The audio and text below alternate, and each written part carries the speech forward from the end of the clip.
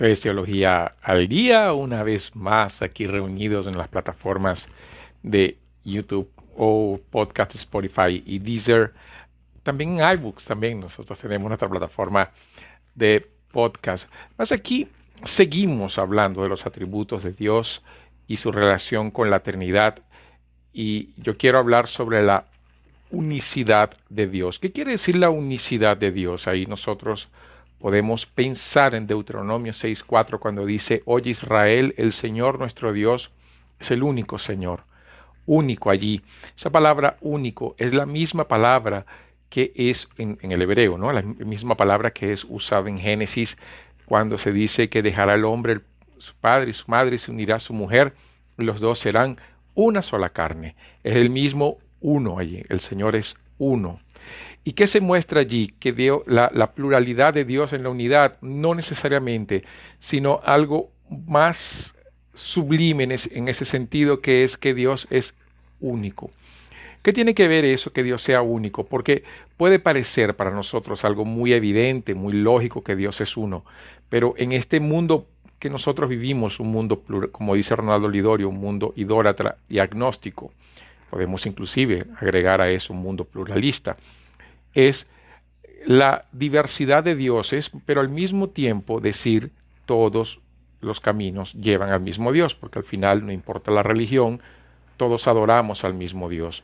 Pero cuando pensamos que Dios es único y entendemos la naturaleza de Dios que se revela a través de quien Él es, y leemos la revelación de Dios a través de su palabra, entendemos que no es bien así. O sea, no hay esa, esa, ese abanico en Dios de varias manifestaciones de su deidad a través de varias religiones, porque entonces Dios no es verdadero. Si Dios es el mismo Dios, si el Dios del cristianismo es el mismo Dios del islamismo, del hinduismo, del budismo, de las religiones animistas o de cualquier otra creencia, quiere decir que Dios no es confiable, porque si Dios es Dios verdadero, si Dios es el único Señor, Él tiene una palabra, un camino, una voluntad, un deseo. Él es único. Y siendo único, Él sería una persona plena y no necesita manifestarse de varias maneras, en situaciones diferentes, de una forma diferente, para que se haga conocido. En realidad debería ser al revés. Debería ser una manifestación única para que todos pudiéramos adorarlo de una manera única, cosa que las religiones no cumplen ese papel, no tienen ese papel. Y en ese sentido es que nos vemos. Dios es único, es el único Señor. No hay otro como Él. Si no hay otro como Él, quiere decir que Él tiene sus propios parámetros. Él tiene su propia característica. Él tiene sus propios caminos. Y eso es lo que nos vemos a lo largo de la palabra. Por eso es que si por un lado nosotros vemos en Éxodo capítulo 15, en el cántico de Moisés, quién es como tú, Señor, por encima de todos los dioses. Por otro lado, nosotros vemos entonces en los salmos que los ídolos, los dioses de las naciones no son nada, porque es el único Señor. Y es lo que Pablo va a decir a los corintios. ¿Qué es el ídolo? El ídolo es nada.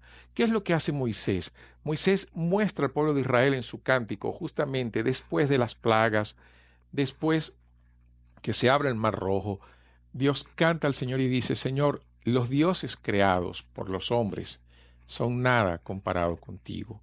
Muestra la grandeza de un único Dios, el verdadero Dios.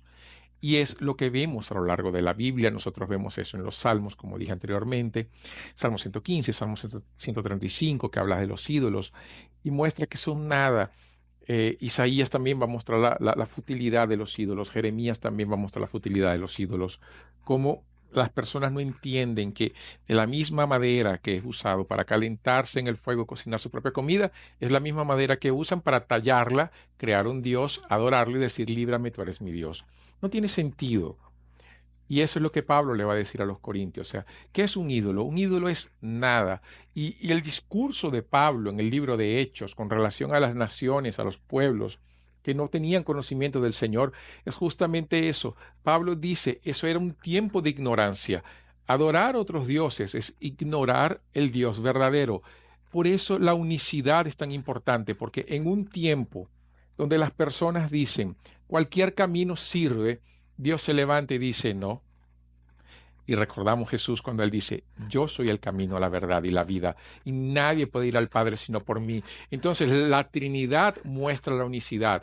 ¿Cómo? Dios es uno. En su esencia y naturaleza, Dios es uno. El Padre envió su Hijo para mostrar la gloria del Padre y al mismo tiempo el Espíritu viene, nos convence, glorifica al Hijo, nos muestra al Hijo, que el Hijo nos muestra al Padre.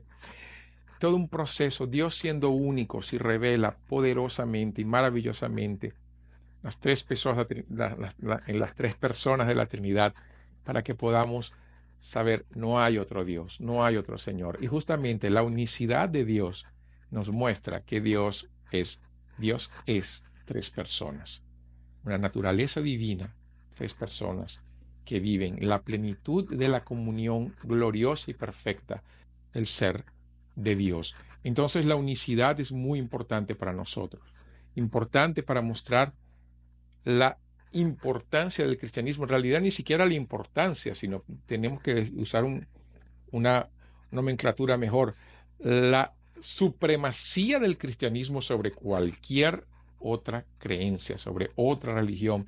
No existe una comparación. El cristianismo es el único camino. El evangelio es el único camino. La revelación de Dios en Cristo. Y dentro de ese corolario de denominaciones cristianas, de creencias del cristianismo, dentro de todo ese caleidoscopio que nosotros tenemos a través de toda la manifestación del cristianismo, también nosotros vemos la unidad de Dios. ¿Cuándo? Cuando adoramos al Dios Trino y no adoramos ídolos hechos por manos humanas, no veneramos otras personas, sean vivas o sean muertas, ni siquiera tenemos por qué venerar personas que no tienen características divinas. O sea, en realidad no deberíamos venerar personas con características divinas, sea ella María, los santos, personas que hicieron el bien, personas que vivieron para el Señor. No necesitan, no merecen, en realidad no merecen nuestra veneración. No pueden ser usados como intercesores, porque solo Dios es Dios. No hay otro Señor, no hay otro ser. No hay nadie que pueda compararse a Él, y Él no delega sus atributos maravillosos con nadie. ¿Por qué? Como dice Jonás, la salvación pertenece al Señor. Entonces la unicidad es muy, muy, muy importante. No deje de pensar, Dios no solamente es uno, también Él es único, exclusivo, es nuestro Señor y Salvador. Esto fue Teología al Día, hablando de la unicidad y su relación con la Trinidad. Que Dios te bendiga. Hasta una próxima oportunidad. Síguenos entonces en las plataformas de YouTube, Spotify, Deezer, iBooks